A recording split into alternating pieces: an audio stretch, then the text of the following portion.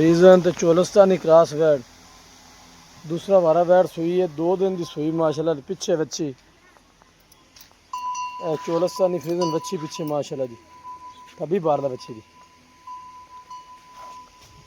आ back side तो order माशाल्लाह बिल्कुल साफ सुथरा कुंजा है आर्डर आदमों के बोला जरा ना 22-23 लीटर की चुआई वैड को माशाल्लाह बिल्कुल साफ सुथरा आर्डर बॉडी स्ट्रक्चर बड़ा प्यारा है वैड का माशाल्लाह जी बिल्कुल कुंजा होया आर्डर वैड का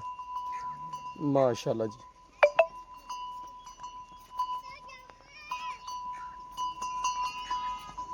मुँह तो 6 दांत दूसरा वारा वैड सुई है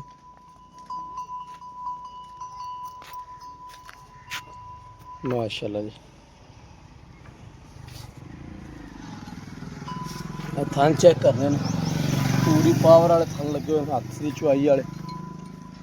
बैक साइड तो आर्डर माशाल्लाह जी है अच्छी पीछे